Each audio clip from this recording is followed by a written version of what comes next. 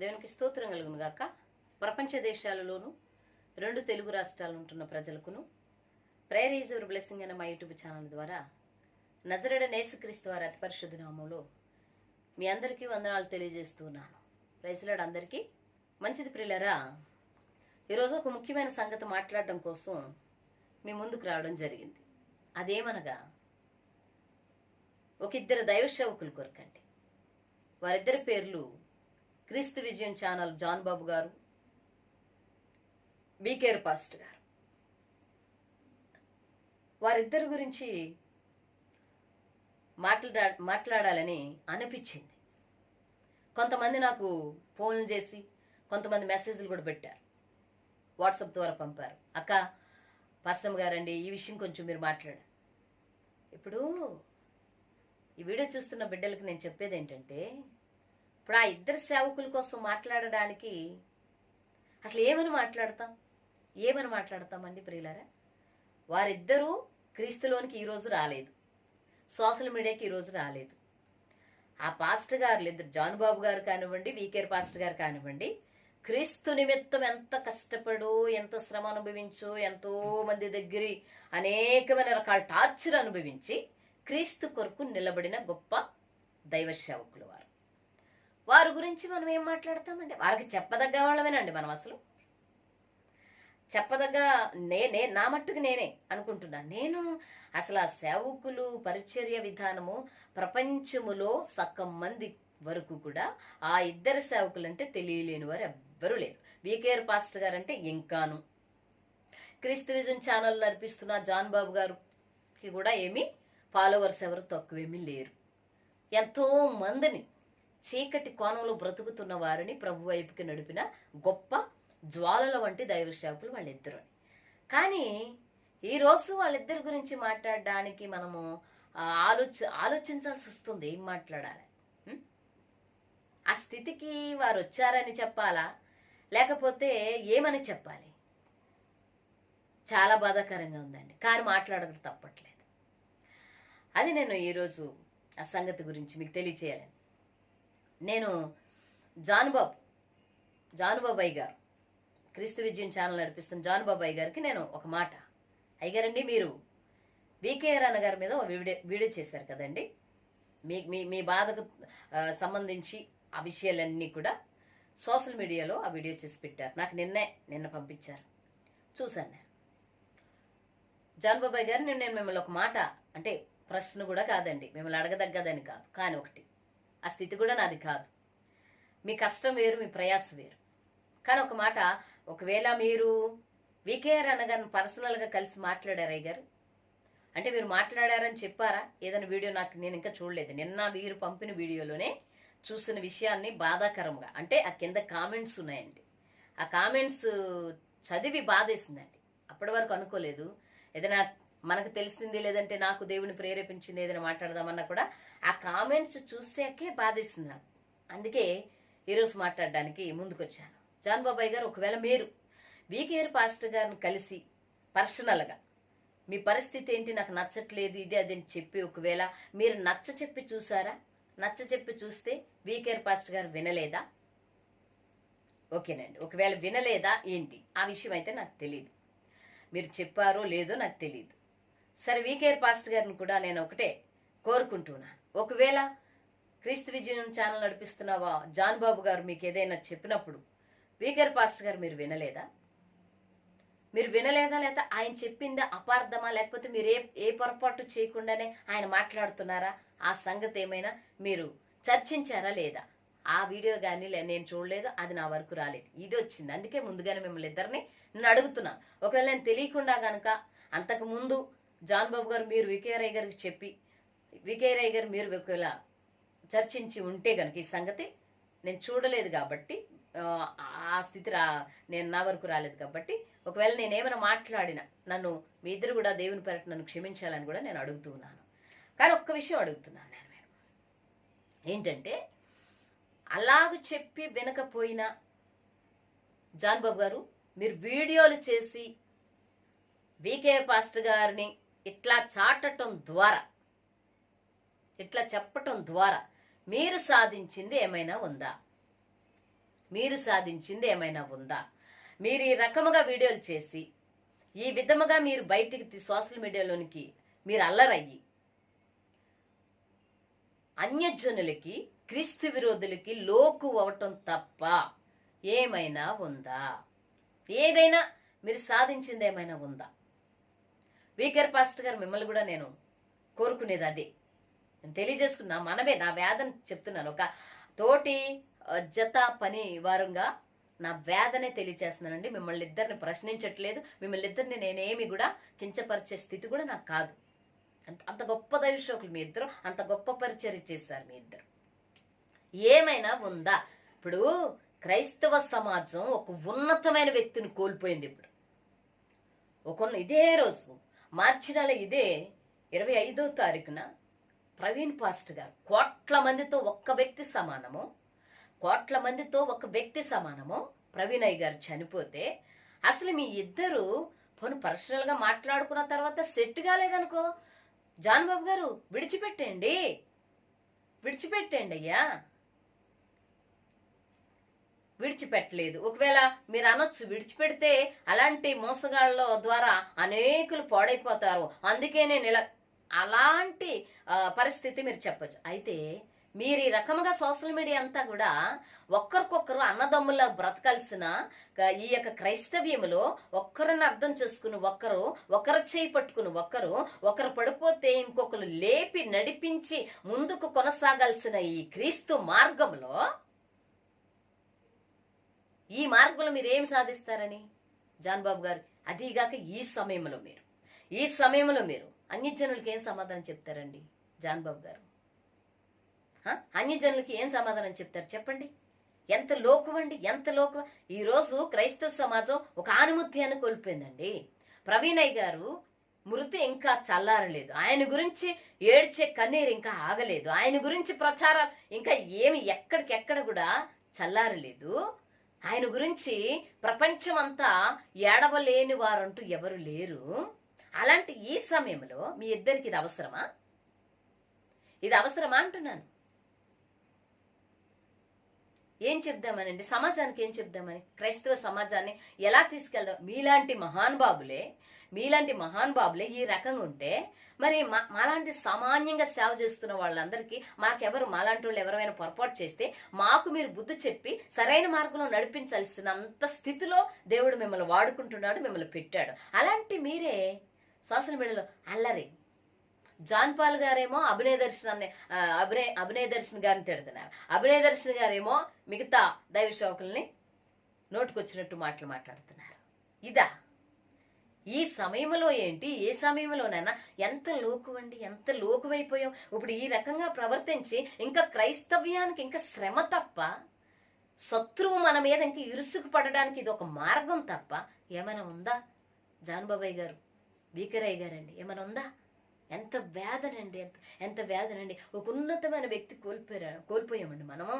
ప్రవీణ్ అయ్య గారిని కోల్పోయి ఇంకా ఏమి కాలేదు. అది మంచిగా చెడు ఇంకొక కొలుక్కి రాలేదు.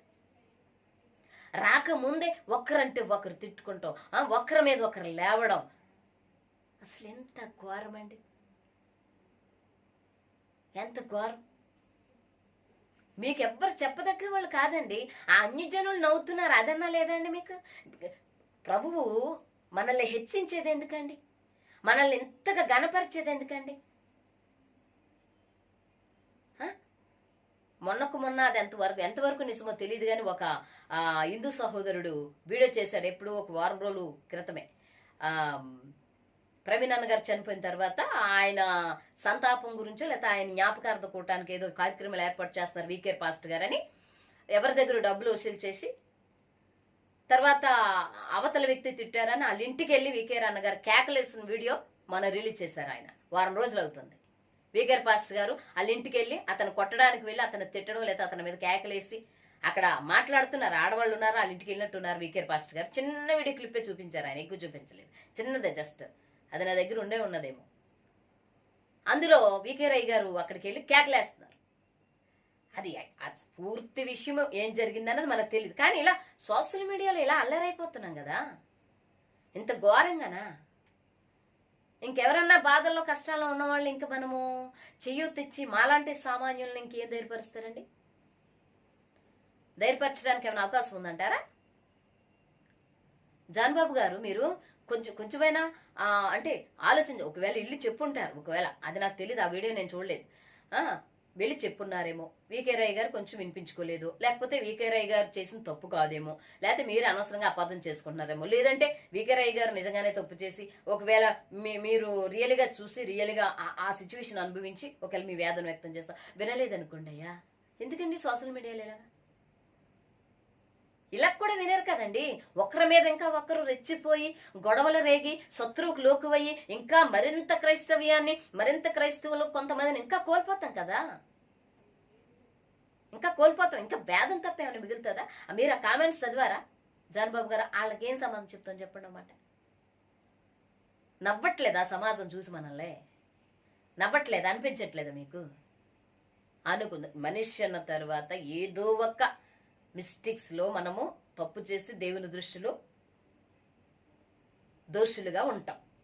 ఒకవేళ నిజంగానే మీరేదో చూసారు, మీరేదో విన్నారు, వికే రాయ్ గారి నుంచి మీకేదో నచ్చలేంది, ఏదో జరిగింది చెప్పి చూసారు, ఒకవేళ వినకపోతే వదిలేయండి. జాన్ బాబు గారు ఇలా వీడియోలు చేసి ఎవరిని మార్చేస్తారు? మీరు ఎవరిని మార్చేస్తారు?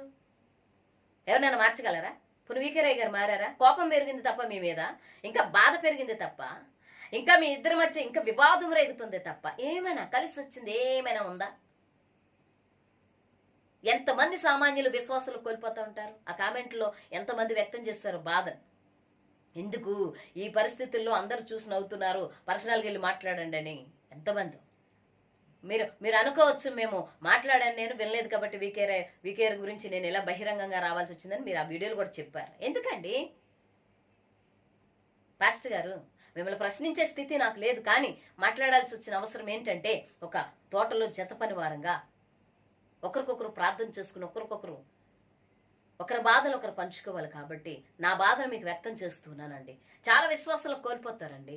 మీలాంటి గొప్ప దైవ సేవకులే ఈ రకమైన పరిస్థితులు ఉంటే ఎంతో మంది విశ్వాసం నుండి తొలగిపోయి భ్రష్టులు అవుతారు.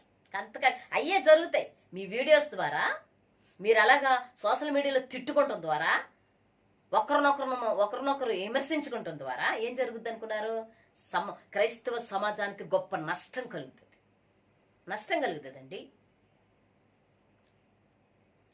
వినకపోతే వదిలేండి జాన్ బాబు గారు, అలా ఉంచండి. ఒకళ్ళు వికేఆర్ పాస్టర్ గారు చేసిన తప్పు అనుకో, దేవుడు శిక్షించడంటారా? దేవుడు మాట్లాడంటారా? దేవుడు కలుగు చేసుకోడంటారా? మీరు అనొచ్చు దేవుడు కలుగు చేసుకుంటాడని మనం చూసి అబద్ధ బోధకులను ఎందుకు వదిలేయాలి? వాక్యంలో ఉంది కదా అబద్ధ బోధకుల గురించి మాట్లాడమని, అబద్ధంగా బ్రతికే వాళ్ళు, మోసకరమైన తోడేళ్ళు స్వభావం కలిగిన వారి గురించి మాట్లాడమని చెప్పింది వాక్యం. ఏం చెప్పిందంటే బోధన మార్చి, క్రీస్తును కాదని మార్చి, పరిస్థితులను తారుమార్చి, అంటే పరిశుద్ధ గ్రంథంలో రాసింది ఏదైనా తారుమారు చేస్తే దాని మీద యాక్షన్ తీసుకోమని చెప్పింది వాక్యం అని నాకు అర్థమైంది. మరి దాని మీద ఒక అబద్ధ బోధ, క్రీస్తు చెప్పింది ఇది కాదు అది అని చెప్తే ఎవరైనా కూడా బైబిల్లో లేనిది ఇలా చెయ్యాలి, ఇలా చెందాలి, ఇలా బతకండి అని ఎవరైనా చెప్తే అది అబద్ధ బోధ. కాబట్టి ఆ బోధకుడిని గద్దించవచ్చు, ఆ బోధను గద్దించవచ్చు. ఏంటండి పర్సనల్ గొడవలు సోషల్ మీడియాలో ఎందుకండి అయ్యారు? పర్సనల్ గొడవలు, ఒకరికొకరు వ్యక్తిగత గొడవలు. ఇక్కడ ఈ స్టేజ్ నచ్చిందా మీకు? అందరు నవ్వడం నచ్చిందా మీకు? అయ్యారండి ఎందుకండి? జాన్ బాబు గారు ఏంటి, వికే రాయ్ గారు ఏంటి? నేను ఏ స్థితిలో ఉన్నా కూడా మాట్లాడాలని అనిపించి మాట్లాడుతున్నాను. మీకు బాధ ఇస్తే మరొకసారి నేను అడుగుతున్నాను, నన్ను క్షమించి మీరు అర్థం చేసుకుంటారని నేను అడుగుతాను. ఎంతో మంది సామాన్యులు నాకు ఫోన్ చేసి ఏంటమ్మా పద్ధతి అసలు ఏంటని, అన్యజనులు కూడా. కాబట్టి అర్థం చేసుకోండి అయ్యారు, ప్లీజ్ అయ్యారు. ఎంతో మంది వేదన పడుతున్నారు. మీరు అలాగా ఒకరికొకరు అంటే సమాధానం లేకుండా పొసగకుండా ఒకరి మీద ఒకరు విమర్శలు చేసుకుని ఒకరి మీద ఒకరు ఇష్టానుసారంగా చేసుకున్నప్పుడు ఎంతమంది నవ్వి క్రీస్తు నామానికి అవమానం కలుగుతుందో మీరు పెద్దవారిగా సేవా జీవితుల అనుభవశాలులుగా మీరు ఆలోచించాలని నేను తెలియజేస్తున్నాను. మరి అలాగే విజయప్రసాద్ రెడ్డి అన్నగారు, ఆయన తర్వాత జేమ్స్ గారు, వాళ్ళిద్దరు కూడా ఆ రకంగా ప్రవర్తించినప్పుడు ఒక సమావేశం ద్వారా కలిసి ఆ సమావేశానికి కూడా మరి జడ్జిగా మరి ప్రవీణ్ అన్నయ్య గారు ఆయన కలుగు చేసుకుని ఆయన కూర్చుని వాళ్ళిద్దరి మధ్య సమాధాన స్థితి ఏర్పాటు చేసి విజయప్రసాద్ రెడ్డి గారు అలాగే జేమ్స్ గారు మధ్యలో ఇక ఇవి ఈ భేదాలు ఉండకూడదు, ఇలాంటివి ఉండకూడదని వారిద్దరిని సమాధానపరిచారు.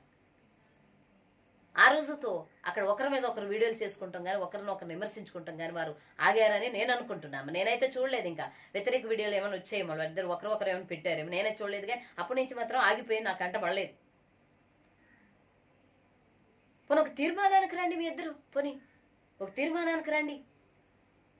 నాకు ఇది పరిస్థితి, నాకు నచ్చలేదని చెప్పండి. ఒకవేళ జాన్ బాబు గారు మోసపోయి ఉంటారా మీరు ఆయన చేతిలో? పోనీ దేవుని చేతులకు అప్పచెప్పి ఏదైనా పర్సనల్గా పెద్ద పెద్ద నాయకులు ఉన్నారు కాబట్టి, క్రైస్తవ్యంలో నాయకులు ఉన్నారు కాబట్టి ఆ నాయకులు కూర్చోబెట్టి ఇతని పద్ధతి ఇలా ఉంది, ఇతని వ్యవహారం ఇలా ఉందని మీరు పర్సనల్గా మీరు మాట్లాడుకోండి అయ్యారు. లేరా? క్రైస్తవ్యంలో బోల్డ్ మంది నాయకులు ఉన్నారు, ఎంతో మంది నాయకులు ఉన్నారు. ఇప్పుడు విజయప్రసాద్ రెడ్డి గారుని జేమ్స్ అయ్య గారు ఏం చేశారు? నాయకులను కూర్చోబెట్టుకున్నారు, నాయకులను సమావేశం పెట్టారు. ఆ నాయకులు మధ్యలో నుండి క్రీస్తు తరపున మెసేజ్ ఇచ్చారు ప్రపంచానికి. ప్రసాదాలు తినొచ్చా తినకూడదా, తినొచ్చని నేను తినకూడదని నువ్వు అన్న దాంట్లో ఏదో క్లారిటీ ఇచ్చుకున్నారు. ఎవరికి అర్థమయ్యేది వాళ్ళకి అర్థమైంది, అంతే, అందరితో అయిపోయింది. పోనీ అలాగనే చేయండి. లేదు అంటే కనుక పర్సనల్గా అయినా ఈ క్రైస్తవులు ఉన్న నాయకులను తీసుకెళ్లి కూర్చోబెట్టి మాట్లాడండి, అంతే తప్ప ఇలాగ అస్సలు నచ్చలేదండి. చాలా మంది బాధపడుతున్నారు. ఒక గొప్ప నాయకుడు ప్రవీణయ్య గారు ఇంకా మన కళ్ళ ముందే కదులుతున్నారు. ఆయన మరణం ఇంకా మన ముందే ఇంకా తిరుగుతుంది. ఆయన చేసిన సేవ పరిచర్య. ప్రవీణయ్య గారు చనిపోయి రోజు కరెక్ట్గా నెల అయింది. మార్చి నెల 24వ తారీఖు రాత్రి చనిపోయారు ఆయన. ఈరోజు 25. ఇంకా క్రైస్తవ్యం శోక సముద్రంలో ఉంది, ఇంకా క్రైస్తవం ఇంకా బాధలో ఉంది, ఇంకా క్రైస్తవులు అందరూ కూడా తేరుకోలేకపోతున్నారు. ప్రవీణయ్య గారు తప్ప ఇంకొక మ్యాటర్ రావట్లేదు. అలాంటిది ఈ సమయంలో మీరు ఇలాగా మాట్లాడడం, వీడియో చేయడం అసలు బాగోలేదు, నచ్చలేదు కూడా నాకు. అసలు ఒక మాటలో చెప్పాలంటే మీకు ఏదైనా ఉంటే క్రైస్తవ నాయకులు ఏర్పాటు చేసుకుని మాట్లాడుకోండి, తెలుసుకోండి ఆ విషయాలు. దీనివల్ల క్రీస్తుకు అవమానం, అనేక మంది బలహీనులు తొలగిపోతారు. వీళ్ళది వీళ్ళకే పడట్లేదు ఎందుకు వచ్చిందని. చాలా మంది విశ్వాసంలో నుండి తొలగిపోతే ఆ లెక్క కూడా మీరు చెప్పాలి, మీ ఇద్దరు కూడా. దయచేసి అర్థం చేసుకోవాలని. మీరు అనొచ్చు మీలో కొంతమంది, మరి మీరెందుకు ఇలా పబ్లిక్గా వీడియో చేశారని. వారు ముందు సమాజానికి సోషల్ మీడియాకి పబ్లిక్ అయ్యారు, లేకపోతే ఇలా కూడా చేయను. నాకు ఒకవేళ ఫోన్ నెంబర్ ఉంటే నేనే మాట్లాడి పర్సనల్గా ఆ దైవ సేవకులతో ఏదో నాకు వచ్చింది నేను చెప్పేదాన్ని. కాబట్టి ప్రియులారా, వీడియోని చూస్తున్న బిడ్డలు కూడా మీరు కూడా గమనించాలి. ఆ దైవ సేవకుల కోసం ప్రార్థన చేయండి. వారిద్దరు సమాధానం కలిగి మరలా ఒకరొకరు అన్నదమ్ముల్లాగా ఉండి పరిచర్య ఒక ట్రాక్ మీద మనలాంటి వాళ్ళందరినీ నడిపించాలని మీరందరూ కూడా ప్రార్థన చేయాలి. మేము కూడా అనుదినం ప్రార్థన చేస్తున్నాము. ఇంతటితో నా మాటలు ముగిస్తున్నాం. Praise the lord.